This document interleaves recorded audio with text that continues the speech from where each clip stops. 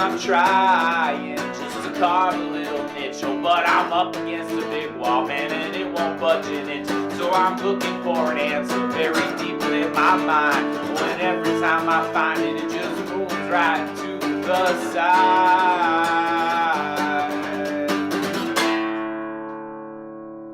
Hidden Jams was recorded in front of a live, angry polar bear. What's up, everybody? This is Hidden Jams. I'm Andy Soroka.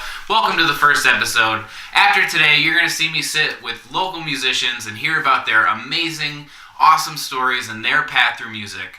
But today, we're going to hear from me, and we're going to hear one of my songs first, Pharaoh Boy, and then we're going to talk to me about who I am, why I got into music, and what Hidden Jams means to me. So thank you guys so much. I hope you enjoy it.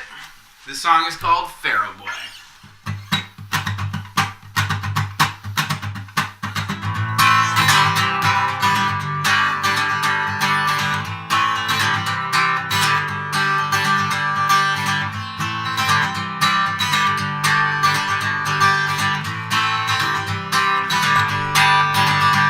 So where is the Pharaoh Boy now? Lost inside a world that he has found. Stuck inside the words that he cannot sound. The world will look for him as his head spins round. So where has the Pharaoh Boy gone? Through the woods and down beside the pond, fishing for a life yet to begin, following the gentle breeze of the wind. Will I walk him home tonight down dirt roads inside my mind, back behind the veil of my whole life, where I will walk tonight as I change my mind.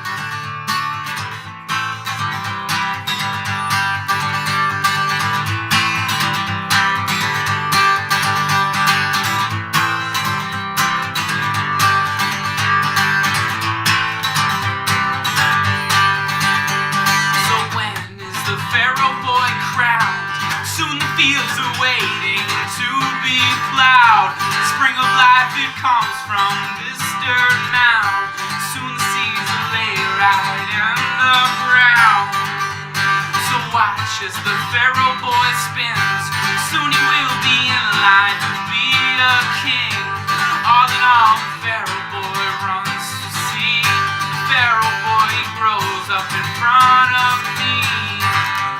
Will I walk him home tonight, down dirt roads inside my mind, back behind the throne of my whole life, where I will walk tonight as I change my mind.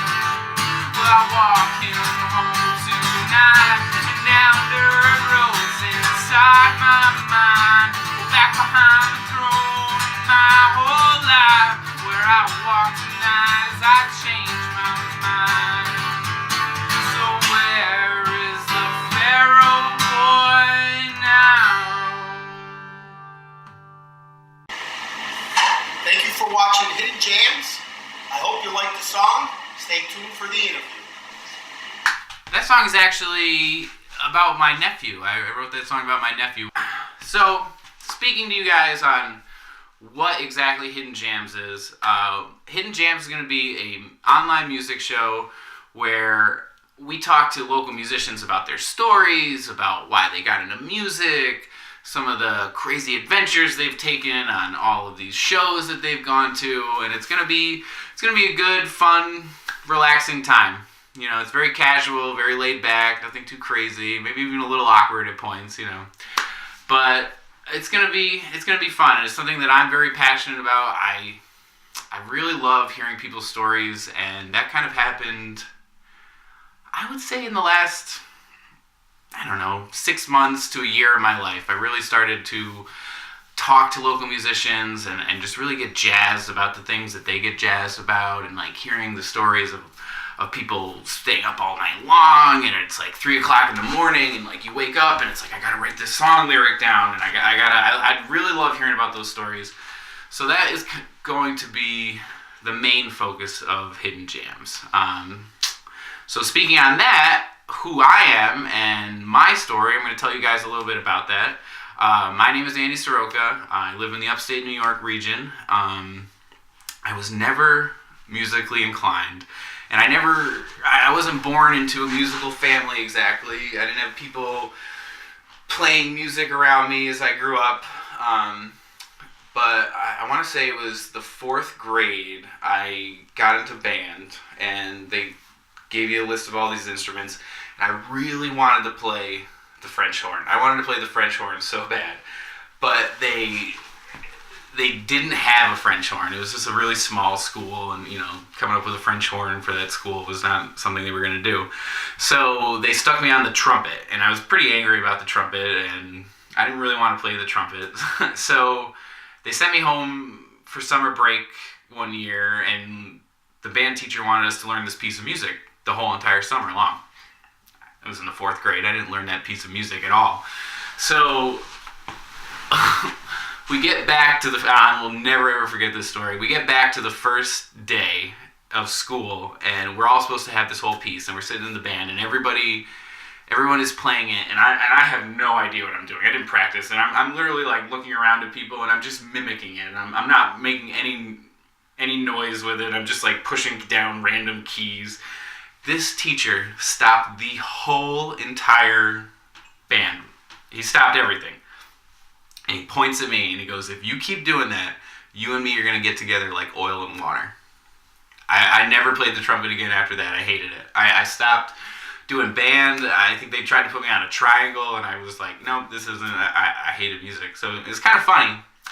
Fast forward to high school, and one of my best friends, his name was Neil, he got into guitar, and he loved playing guitar, and I remember his parents got him a Takamine guitar, and it was this really nice acoustic, and he brought it over to like a sleepover one day and fell asleep, and then I was still awake, and I sat up, and I remember I took this guitar, and I didn't know what to do with it, and I was running my fingers up and down the strings, and I cut myself, and I bled all over his guitar.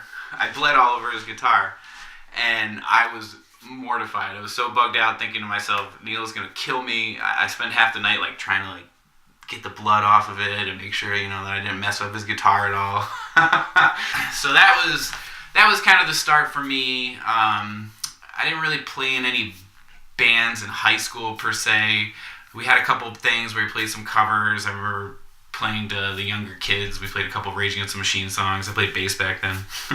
So fast forward to college, and that's where the guitar really started to kind of take off for me. I started to kind of write some songs. I had some songs that my friends would all sing while we were sitting at campfires, and everyone knew the lyrics to some of these like silly little songs that I had. They were mostly kind of funny. So that led into my first ever real band, which was called Say Ah. And we were a punk band that played around New Paltz. TJ, Sam, Caleb was playing on the drums, and that was a really good time. That was my first ever live show outside of like some high school talent shows. Was down in the New Paltz bars, and that really got the feel for it. That's where I really started to think, wow, live music. This is a great feeling. So that project kind of broke up. We never really recorded anything. My next project was called Capture the Reason. I'm sorry, but I always hated that name. If you guys are listening, I'm sorry. The music was amazing, but I really did not like the name. Capture the Reason was fun. We played some really cool shows.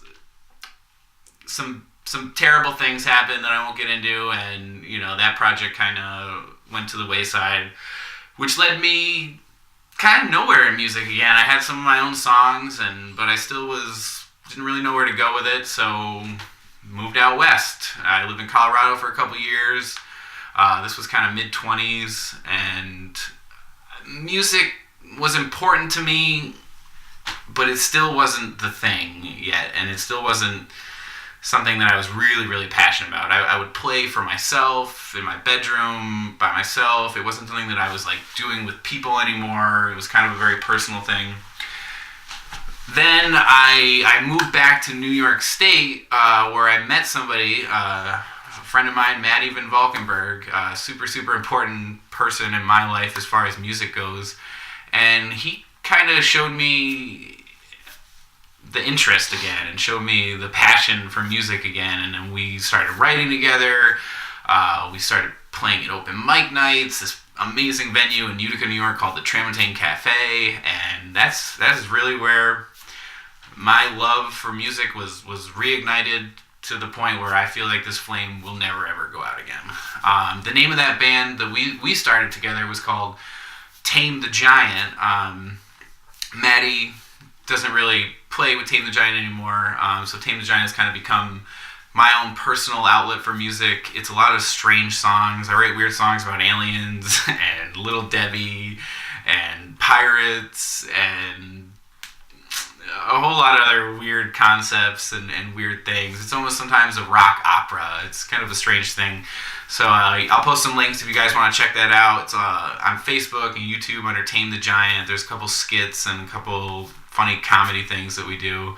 Fast forward another couple years, and I met another group of amazing musicians: Brian Lucenti, Ryan Flynn, Justin Parker, a lot of awesome people, and we started a band called Our Common Roots.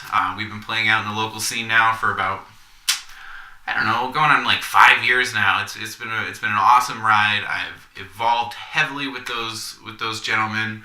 All of us have. We've all come really far as musicians, so that's kind of where music is at for me right now. We're gonna do something called the lightning round now, which is some wild flashcards with some wild, crazy, weird questions on them. Give me 1 minute on the clock.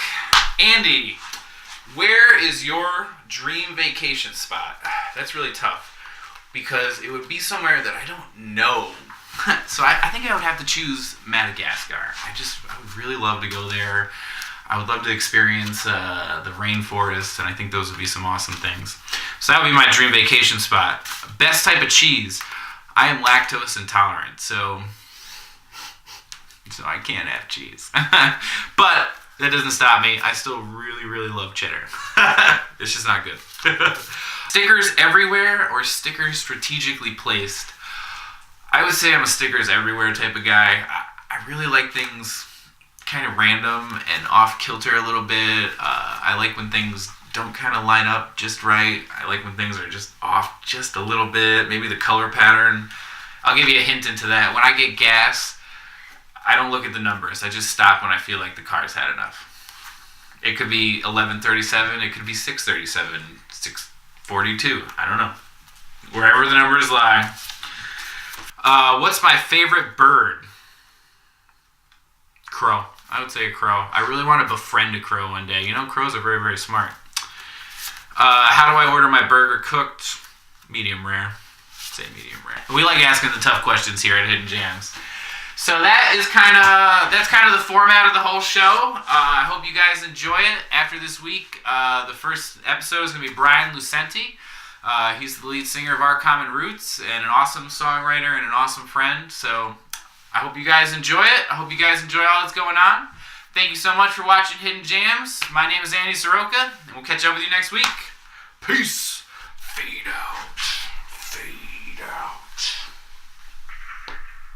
Takes a lot of courage to get through the hard times. Takes a lot of practice to sharpen our blurred lines. Takes a lot of things that you'll never say, but for all the words that make it, they will carry their weight. It takes a lot of moments that you need to make right. A whole lot of long days, a whole lot of long nights. Takes a lot of dreams that you'll never see, but for all the dreams that take, you'll find the one that you need. Wow, that show was bananas! Woo-hoo!